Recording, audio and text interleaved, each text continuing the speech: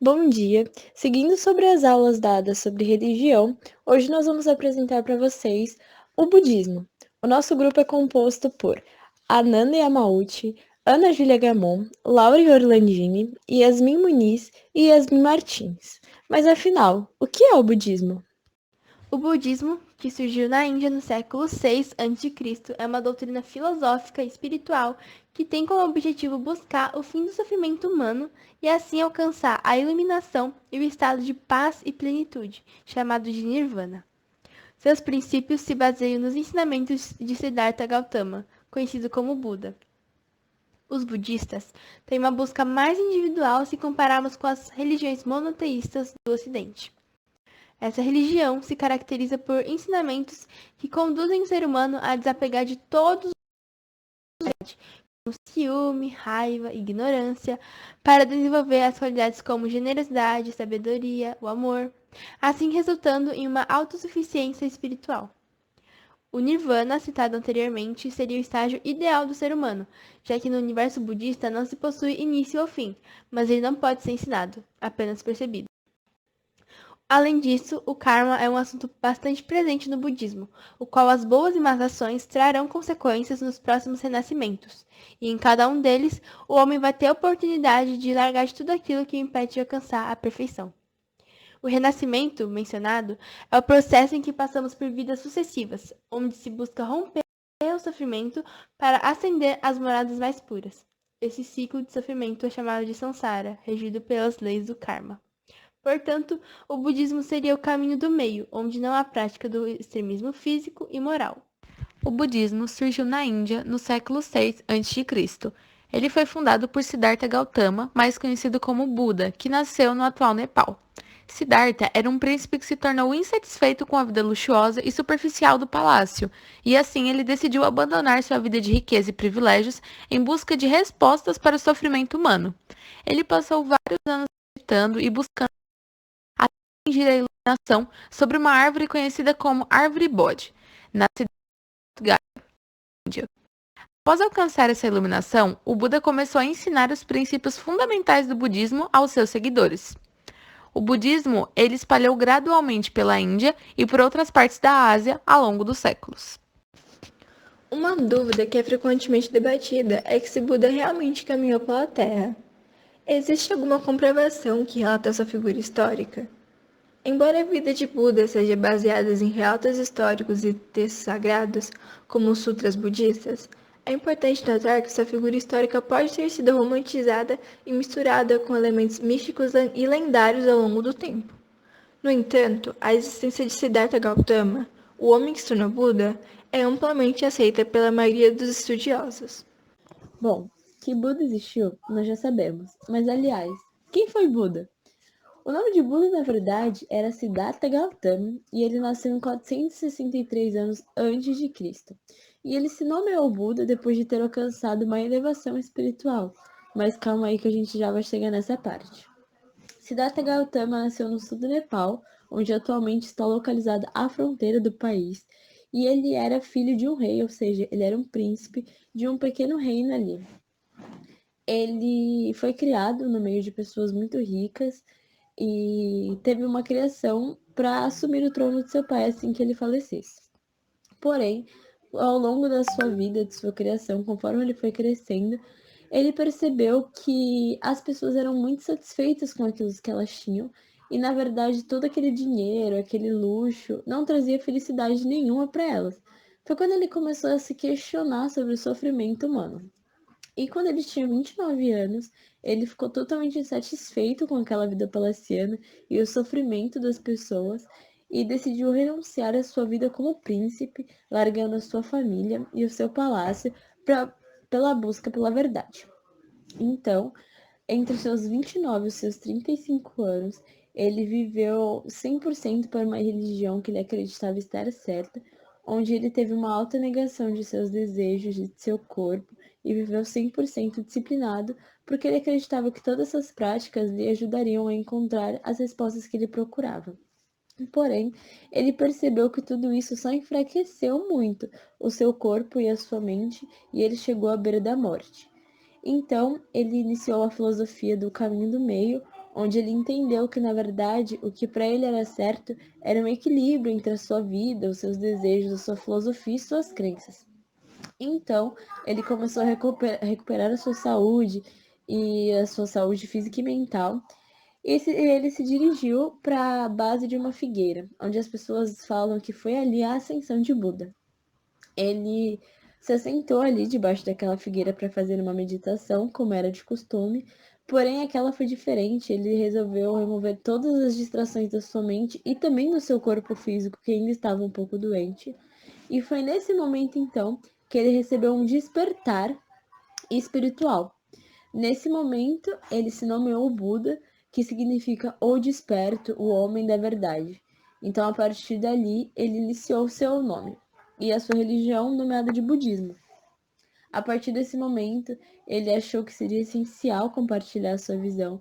Então, por 42 anos seguintes, Buda afirmou a sua ideia, a sua filosofia, a sua religião e viajou através da Índia inteira, ensinando as pessoas de acordo com a capacidade de compreensão delas, né? E foi nesse momento em que ele deixou muito claro que, na verdade, ele não era nenhum deus e que todas as pessoas podiam se tornar Budas, desde que elas estivessem dispostas a se autoconhecerem inicialmente. As escolas budistas são divisões institucionais e doutrinais que existiram no passado ou que ainda estão presentes nos tempos modernos. Podem ser enumeradas diversas facetas doutrinais, filosóficas ou culturais, além de centenas de seitas, subseitas e movimentos distintos. No budismo tibetano, há 4 escolas principais: a escola Nyingma, a escola mais antiga, e as mais recentes, que são a Kagyu, Sakya e Gelug. A escola Nyingma é a mais antiga das escolas do budismo tibetano. Ela foi fundada no século VIII pelo mestre indiano Padmasambhava, também conhecido como Guru Rinpoche. Padmasambhava desempenhou um papel fundamental na introdução do budismo tibete e na disseminação de seus ensinamentos. A escola Nyingma enfatiza os ensinamentos transmitidos por Padmasambhava e por outros grandes mestres que vieram após ele.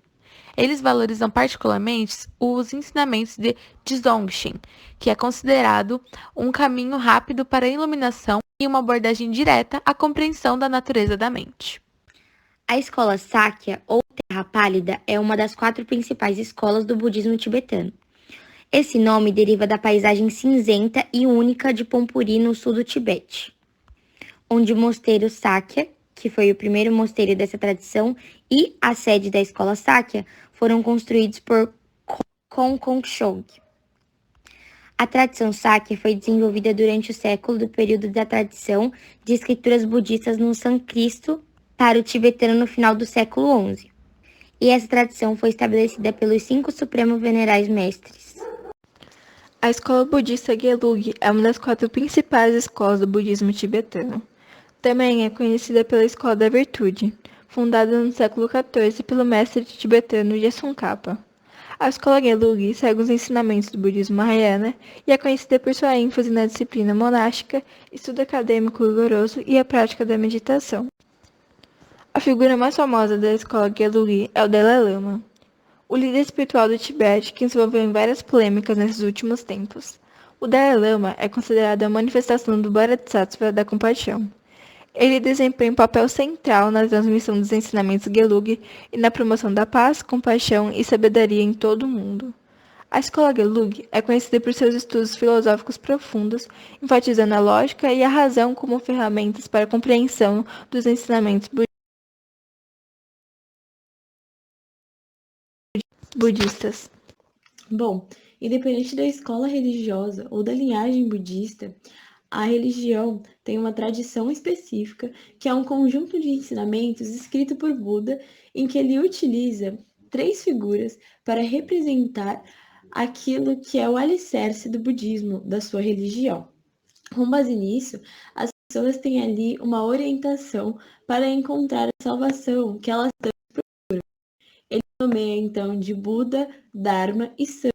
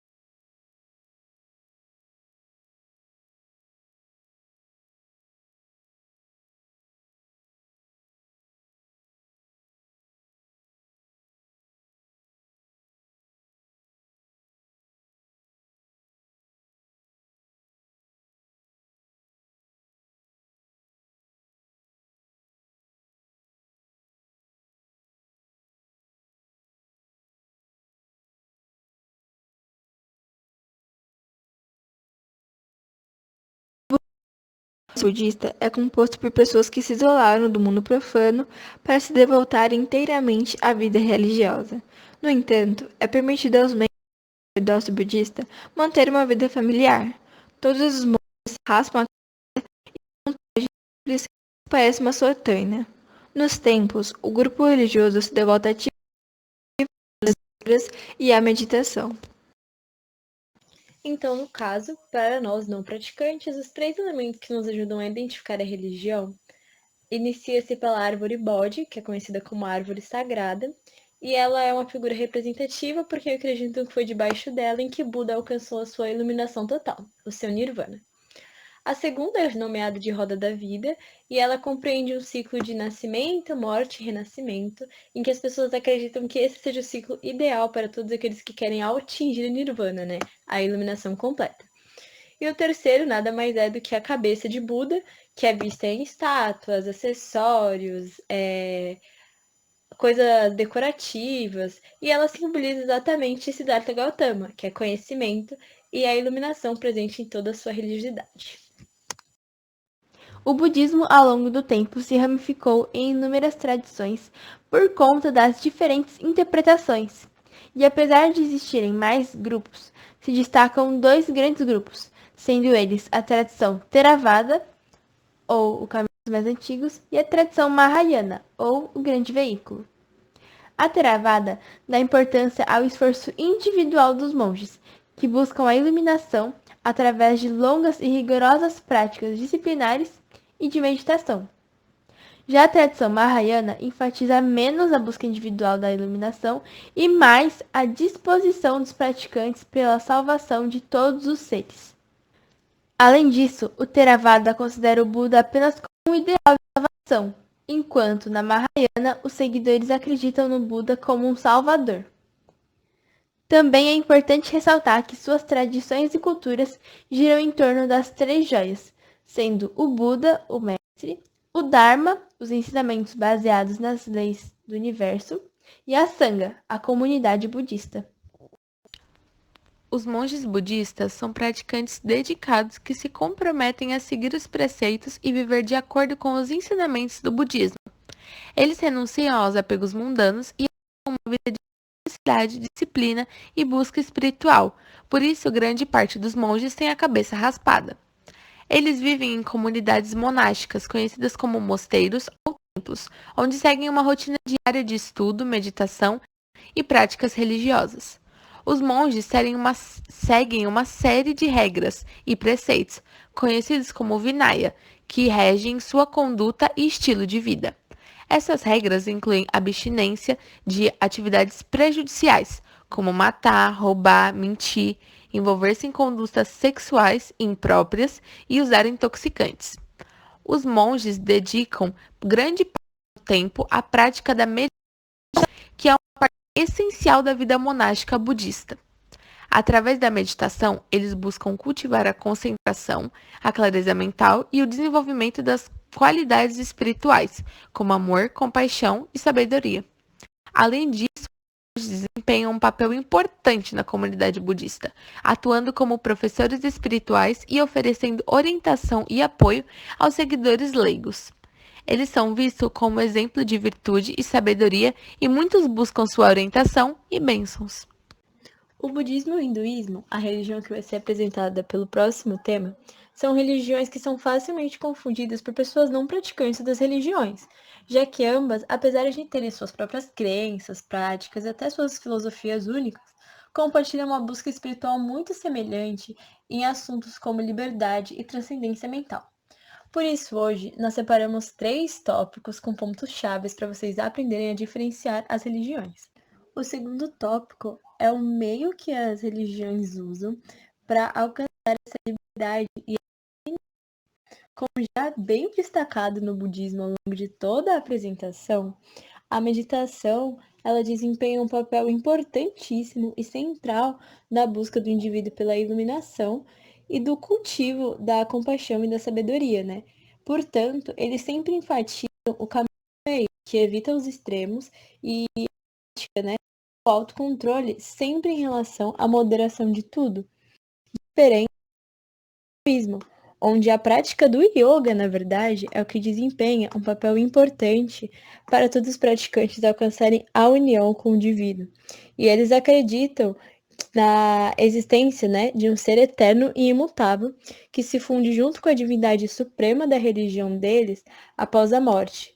Por isso, eles são extremamente intensos, né, e extremos em relação a algumas práticas para alcançarem, então, essa união inabalável com o ser divino. O terceiro tópico já é em relação aos praticantes de todas as religiões. No budismo, por exemplo, o objetivo é atingir o despertar espiritual e se libertar do ciclo de sofrimento. Portanto, os ensinamentos de Buda são 100% abertos a todas aquelas pessoas que querem encontrar o melhor de si mesmos, diferentemente do hinduísmo, que tem uma casta um pouco diferente. As castas, de maneira mais simplificada, são as bolhas sociais que privam as pessoas de certas religiões, baseado em etnias, crenças e até condições financeiras. O budismo se desenvolveu na Índia a partir do século VI a.C. Em 2500 anos antes de Cristo, o budismo se espalhou pela Índia, Ásia, Ásia Central, Tibete, Sudeste Asiático, bem como a Coreia, China, Vietnã e Japão. Atualmente, essa filosofia é encontrada em qualquer parte do planeta, existindo cerca de 500 milhões de seguidores do budismo, concentrados principalmente no Japão, na China, Tibete e Tailândia. No Brasil, existem cerca de 245 mil budistas. O budismo também é praticado no Brasil e foi introduzido no começo do século XX com a grande imigração japonesa e principalmente com a chegada do primeiro monge budista, o Ibaragüi Nisui. Atualmente, a religião é bastante praticada no país, com cerca de 200 mil praticantes, já que o Brasil abriga a maior colônia de japoneses e descendentes fora do Japão. No nosso país, os principais templos budistas estão localizados na cidade de Três Coroas, no Rio Grande do Sul, e na cidade de Cotia, em São Paulo. Em conclusão, o budismo é uma antiga tradição espiritual que se originou na Índia com Buda, Siddhartha Gautama. O budismo enfatiza a compreensão do sofrimento humano e busca o caminho para superá-lo. O budismo se espalhou por várias regiões da Ásia e cada escola tem suas próprias abordagens e práticas, mas todas compartilham um objetivo em comum, que é de alcançar a iluminação e o despertar espiritual. O budismo oferece ensinamentos e práticas que podem ser aplicados no nosso dia a dia, ajudando as pessoas a desenvolverem compaixão, sabedoria e a paz interior. É uma tradição que valoriza a busca pela verdade, o autoconhecimento e a transformação pessoal. Embora seja impossível resumir toda a riqueza e a complexidade do budismo em poucas palavras, espero que essa apresentação tenha fornecido uma visão geral sobre a filosofia e práticas fundamentais dessa tradição espiritual. Obrigada pela atenção.